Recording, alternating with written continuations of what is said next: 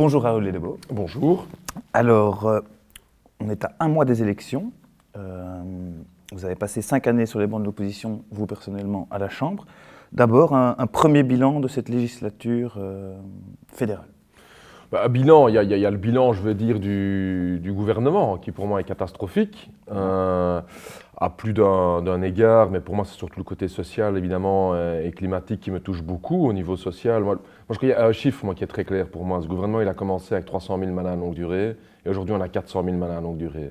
Donc 100 000 personnes supplémentaires en mandat longue durée, et c'est le fruit évidemment des politiques antisociales du gouvernement. Si vous faites bosser les gens jusqu'à 67 ans, qu'est-ce que vous voulez qu'il n'y a pas des burn-out au niveau du boulot? Si on commence à chasser les chômeurs, qu'est-ce que vous voulez? Que les gens ne sont pas forcés à prendre des boulots et sont en maladie longue durée. Donc si on commence maintenant au niveau des jeunes à de plus en plus ce qu'on appelle les activés, mais qui ont en fait les chassés, etc. C'est normal que les gens tombent malades comme des mouches. Donc moi je trouve vraiment que c'est un chiffre qui est emblématique, et pour moi ça dévoile vraiment de la colère contre cette politique qui a été menée ici aujourd'hui pendant 5 ans. Et qui plus est, tout ça a été fait soi-disant pour avoir un budget à l'équilibre, parce que ça fait 5 ans que il faut coup de busture, et qu'on nous fait, on allait avoir les comptes à l'équilibre. Ah ouais, après 5 ans de gouvernement Michel, 8 milliards de trous dans le budget, quoi. Donc bravo le bilan, quoi. Donc voilà, ça c'est pour moi une partie du bilan, mais pour moi la législature a aussi été le bilan du mouvement social. Je ne veux pas m'arrêter qu'au bilan, je veux dire, du camp d'en face. C'est notre bilan à nous, où on a connu quand même des luttes assez exceptionnelles. Je parle des 3 jours de grève nationale, en 2014-2015, où il y a eu une mobilisation des jeunes pour le climat, qui en l'espace de 2 mois ont réussi à imposer un sujet dont personne ne parlait ici dans ce Parlement. Il faut leur dire aux jeunes, continuez, parce que sans ces mobilisations-là, personne n'en causait ici. Donc je trouve que c'est quand même assez formidable qu'il y ait eu ces mobilisations-là.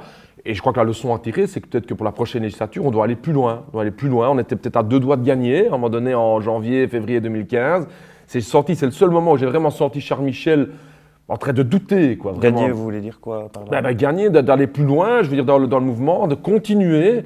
On n'aurait pas dû arrêter, à mon avis, en janvier 2015, parce que moi, j'ai senti Chris Peters et Charles Michel, dans ce moment-là, en train d'hésiter, en train de basculer, parce qu'il y avait un mouvement tellement fort en face d'eux. Donc voilà, moi, c'est un peu mon bilan, je veux dire, à 2 vitesses, je dirais, de cette législature. Alors, tous vous reconnaissent le sens de la formule, mais votre programme terrorise à peu près tout le monde. Que répondre à ceux qui veulent vous appliquer le cordon sanitaire? Moi, c'est un scandale. Je veux dire, c'est Art de Wever qui est d'abord sorti là-dessus, sur News Monkey d'ailleurs. Et le but est clairement d'étouffer le débat.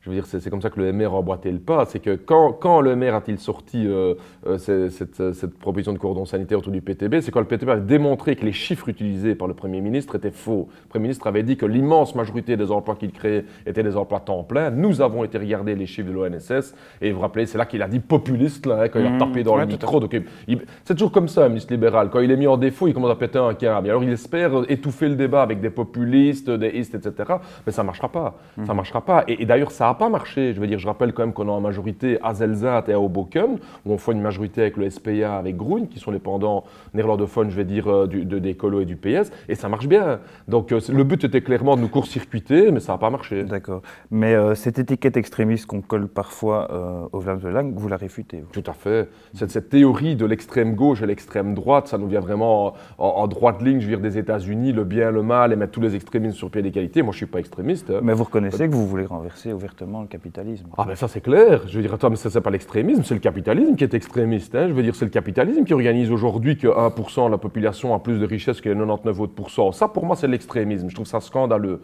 Moi je suis pas extrémiste, je peux me reconnaître dans le thème radical. Je veux dire, je veux prendre le problème à la racine. Ça, une gauche radicale, je peux comprendre, mais je suis pas du tout extrémiste. C'est vraiment un scandale. Et d'ailleurs, je veux quand même dire que ça n'a pas été la tradition en Europe occidentale après la Deuxième Guerre mondiale d'appliquer un cordon sanitaire contre les forces marxistes. Je rappelle que le Parti communiste était dans le gouvernement juste après la sortie de la Deuxième Guerre mondiale. Donc voilà, on ressort un peu des verbiages de la guerre froide pour évidemment étouffer le débat, et je crois que ça ne marche pas, ça c'est clair. Alors ça se passe plutôt bien, vous êtes crédité du 4e score en Wallonie et à Bruxelles.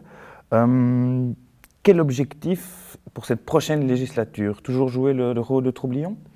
Non, bah ici, c'est clair qu'on veut passer à une vitesse supérieure. Donc, il y a 2 niveaux différents. Je dirais, il y a le niveau législatif, au niveau parlementaire, où là, on a un but de fonder un groupe. Il faut quand même rappeler aux gens que le PTB, les gens ont l'impression qu'on est déjà un immense parti, mais on avait 2 députés au fédéral et 2 au régional wallon. Donc, je veux dire, avoir un groupe nous permettrait d'être présents dans toutes les commissions. Mais est-ce que vous pouvez justement expliquer ces commissions qui ne sont pas vraiment connues du grand public et que... Alors, ce qui est fou, donc c'est quand même intéressant pour savoir pour les gens, c'est que donc, le PTB n'a pas le droit de vote en commission.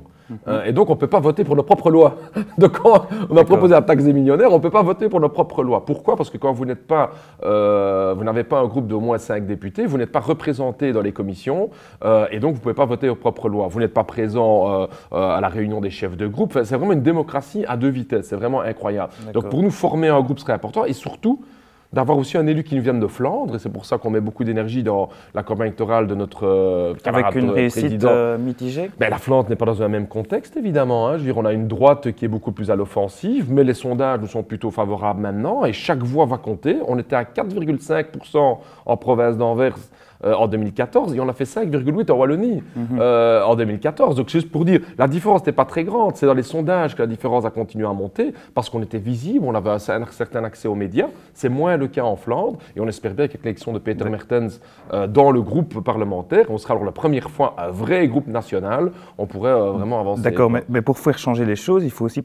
pouvoir le faire de l'intérieur. Et là, on a vu que pour le faire de l'intérieur, il faut des partenaires et une coalition. Alors, on a vu au communal que ce n'était pas facile pour les PTB, il faut avouer. Ça, c'est clair. Donc ça c'est législatif. Et puis au niveau de l'exécutif, voilà. C'est clair. Voilà. Donc là, on a vraiment un but qui était important, c'est de peser sur les mesures qui vont être prises sur les gouvernements à venir, et on verra si on peut intégrer oui ou non un tel gouvernement. La question, c'est d'avoir un programme de gauche. Lors des dernières élections communales, nous avons négocié avec le PS. Je rappelle, dans l'essentiel des communes, le PS est en majorité absolue et n'avait besoin d'aucun autre parti, aucun autre partenaire. Et le PS ne voulait rien changer. Ils étaient contents de la manière dont ils géraient. On a proposé le transport gratuit, on nous envoyait bouler. On a proposé qu'on construise plus de logements sociaux. C'est pour ça que les gens avaient voté pour nous. On nous a envoyé bouler. Pourquoi ils vous ont envoyé bouler? Parce que le PS veut continuer à gérer de la même manière dans le cadre austéritaire européen. On a toujours fait comme ça, il n'y a pas d'alternative. On a eu des négociations pendant 4 heures où le PS n'a pas arrêté de nous dire « il n'y a pas d'alternative ». Tina, there is no alternative. On a déjà l'habitude que les libéraux nous ont balancé ça pendant 5 ans, mais avec le PS, on a juste la même chose. Et c'est ce même raisonnement qui a fait que le PS a voté la chasse aux chômeurs.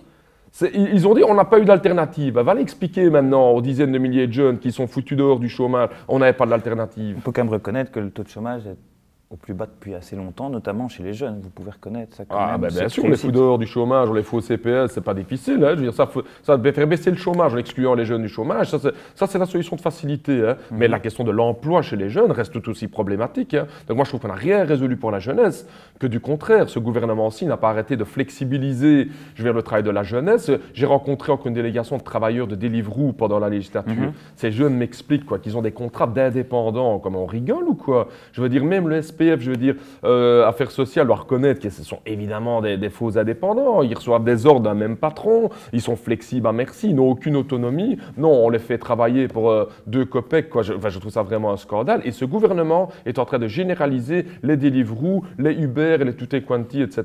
Pour moi, c'est pas ça l'avenir de la jeunesse. Les emplois précaires. Quoi. Exactement. Et moi, je crois que pour les jeunes, il serait temps qu'on crée des CDI pour les jeunes, des contrats stables avec lesquels ils peuvent construire une famille, ils peuvent acheter une maison, ils peuvent voir un petit peu l'avenir et arrêter d'avoir comme modèle économique ce qui nous vient des États-Unis d'Amérique, hein, où les jeunes se retrouvent avec 3 boulots différents. Hein. En journée, je livre des pizzas, le soir, je suis à call center. Enfin, on est où, quoi?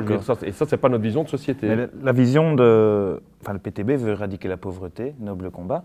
La droite veut le faire en stimulant par le travail. Mais c'est quoi la méthode du PTB alors pour stimuler cette activité? Nous, on croit aussi évidemment à la création du boulot. Hein, mais pour ça, il faudrait éviter que des grandes multinationales s'enrichissent à longueur de journée, reçoivent des ristournes fiscales. Hein. On a encore eu ici le groupe GBL de feu Albert Frère, 1,8 milliard de bénéfices. Combien ont-ils payé d'impôts? 0 € d'impôts. Je vous parle de 2018, hein, je ne suis pas en train de parler d'il y a 10 ans. C'est quand même un scandale. Donc on donne de plus en plus de cadeaux à ces multinationales et de toute façon, elles ne créent pas d'emplois. Donc nous croyons qu'on doit réinvestir, on croit dans la mise sur pied d'une banque publique avec laquelle on va investir dans du vrai emploi. Le vrai emploi, c'est quoi? Dans la construction pour isoler les maisons, dans le chauffage urbain. Il faut avoir des travailleurs qui mettent le chauffage urbain en place. Quoi. Exactement. Et il faut investir 10 milliards d'euros par an. Notre plan est très clair. Et en fait, nous nous sommes inspirés du bureau du plan avec son plan Vito. 10 milliards par an pour créer massivement de l'emploi et surtout aussi pour répondre aux défis climatiques. Et vous les trouvez où, ces 10 milliards? Alors, il y a différentes méthodes, évidemment. Mais la première, évidemment, oui, c'est de faire payer les riches. Taxe des millionnaires. Bien sûr, cette taxe des millionnaires, dont d'ailleurs je rappelle, hein, donc nous menons campagne maintenant depuis 10-15 ans sur le sujet, et c'est toujours comme ça avec les idées du PTB. D'abord, les autres partis traditionnels disent c'est un scandale, c'est populiste, c'est infaisable, c'est irréaliste, et là maintenant ils récupèrent tout ça. Donc là maintenant le CDH, le PS, Écolo, tout le monde. Mais alors. Mais on voit que cette taxe a du mal à passer, enfin, que ce soit en France aussi, ils ont abandonné complètement le Bien sûr, projet, mais ça va être difficile à mettre en place. Déjà la calculer. Alors c'est vraiment pas difficile à mettre en place. Ce qui est scandaleux, c'est que le bureau du plan refuse de calculer notre taxe des millionnaires parce qu'ils n'ont pas les modèles. Ils ne reçoivent pas du gouvernement les modèles pour calculer ça. Donc c'est-à-dire que le bureau du plan a les modèles pour calculer combien ça rapporte de faire bosser les gens jusqu'à 67 ans. Ça, il n'y a pas de problème. Ça, c'est le paradigme idéologique. Ça, on peut modéliser. Mais faire payer les riches, ça, on ne peut pas modéliser. Moi, je trouve ça, c'est un scandale. Et donc, oui, nous avons modélisé à partir des études qui ont été faites à l'ULB, à la VUB. Donc, il y a des études universitaires qui font des estimations de comment sont répartis les patrimoines, je veux dire, en Belgique. Et une taxe de 1% sur les fortunes de plus d'1 million d'euros rapporterait plus ou moins 8 milliards d'euros. Et donc en France, ils n'ont pas annulé parce que ça ne rapportait pas assez, ils l'ont annulé uniquement parce que Sarkozy et surtout Macron sont complètement omnibulés pour faire payer les gens, faire payer les gilets jaunes et pas faire payer les riches. Le Sénat français avait fait un rapport qui indiquait clairement qu'il n'y avait qu'1% des riches français qui quittaient le royaume, enfin qui quittaient, excusez-moi, la France pour pouvoir ne pas payer. Et où est-ce qu'ils quittaient? Ils allaient au royaume de Belgique. Et en Suisse. Comment vous pouvez expliquer d'ailleurs à propos de gilets jaunes qu'il n'y ait pas vraiment de gilets jaunes en Belgique et que ça explose en France par exemple? Je pense qu'il y a deux explications. D'une part, il y a eu un mouvement gilets jaunes en Belgique qui est existant et je pense que beaucoup de gens sont gilets jaunes dans leur cœur ici en Belgique. Quand je suis intervenu dans cette législature contre la répression des gilets jaunes et pour leurs revendications, j'ai reçu des milliers de mails français mais aussi belges. Et aujourd'hui, je veux encore vraiment féliciter tous ces gens qui sont mobilisés à fond au niveau des gilets jaunes. Je trouve ça hyper important. Mais deux, il y avait même une spécificité française qui était d'une part la pauvreté dans le monde rural français. Je vais dire qu'on connaît en Belgique aussi, mais le monde rural est moins présent. Vaste, ouais. Et deux, M. Macron avait déjà appliqué ce que tous les partis belges vont appliquer après les élections. Et là, je balance les deux pieds dans la mare, comme j'aime bien dire, sur le sujet. C'est la taxe carbone. Et c'est un scandale dans la campagne électorale belge. C'est que tous les partis traditionnels, PS, CDH, MR, Écolo, tous ont signé une résolution au Parlement fédéral ici aujourd'hui en décembre pour dire qu'il souhaitait l'instauration d'une taxe carbone, c'est-à-dire une taxe sur la consommation. C'est une taxe qui va coûter, selon les estimations de Mme Mariem, 280 euros, effectivement 280 euros par an pour la classe moyenne, mais aussi pour les plus pauvres. Et M. Macron a déjà mis en place cette taxe carbone en France. C'est là-dessus que les Gilets jaunes ont commencé à mobiliser, parce que cette taxe carbone revenait en fait à faire payer plus cher l'essence et le diesel, parce que, in fine, le carbone se retrouvait dans l'essence et le diesel pour méthode comptable. Et je trouve un scandale dans cette campagne électorale que dans aucun programme de ces partis traditionnels, ils parlent de cette taxe carbone. Ils sont en train de mentir aux gens en direct. Personne ne veut parler de ça pendant la campagne, mais je peux garantir que le PTB, lui, va en parler. Et j'espère bien que ça deviendra un enjeu de la campagne, et je voudrais encourager tout le monde médiatique, etc., à poser la question claire posée aux partis traditionnels. Souhaitez-vous la mise en place d'une taxe carbone? Et ils devront répondre tous oui. Et ça, les gens devront savoir que le PTB répond non, parce qu'une taxe carbone va faire payer surtout les plus pauvres et pas les plus riches. D'accord. Revenons enfin sur le gouvernement fédéral. On nous promet tous une crise de 541 jours, enfin un nouveau record. Quel rôle peut jouer le PTB là-dedans pour désamorcer la crise, ou pas d'ailleurs? Ça dépendra du résultat, évidemment. Donc, on verra s'il y a crise, oui ou non. Je pense qu'on peut jouer un rôle important. C'est que beaucoup de partis cachent derrière cet agenda communautaire en fait une méthode du diviser pour régner, certainement pour ce qui concerne la NVA. Et nous, on est vraiment l'antagonisme complet avec cette philosophie-là, vu qu'on a encore le dernier parti national. C'est-à-dire que nous avons nos membres viennent de Flandre, de Bruxelles et de Wallonie. Nous serons une Cologroen essaye aussi. Ils ont un groupe technique qui travaille ensemble au niveau du Parlement fédéral, mais ils sont très différents sur plein de points de vue. J'entends par exemple que Groen soutient à fond la suppression de toutes les prépensions, souhaite qu'on ne supprime pas la pension à 67 ans, etc. Donc il y a quand même pas mal de différences dans les différents partis. Chez nous, on a encore un seul parti, avec un programme, etc. etc. Et c'était d'ailleurs, c'était quand même intéressant, l'enjeu d'un débat, d'une saga qui a traversé toute cette législature, qui est la dotation du PTB. Si vous parlez un peu de bilan de législature, pendant 4 ans et demi, la question était de savoir si le PTB devait être reconnu comme parti national. Et les experts et tout ne savaient pas comment faire, parce que ça faisait 25 ans qu'il n'y avait plus de parti national. Donc moi, je crois que par rapport à la crise de 541 jours, le PTB a un rôle à jouer en matière de solutions, parce que nous avons encore les sons de cloche de Flandre, de Bruxelles et de Wallonie pour trouver des solutions. Après, on verra s'il y aura une crise, oui ou non. Il faudra d'abord voir s'il y a des résultats. D'accord. Eh bien, je vous remercie. Avec plaisir.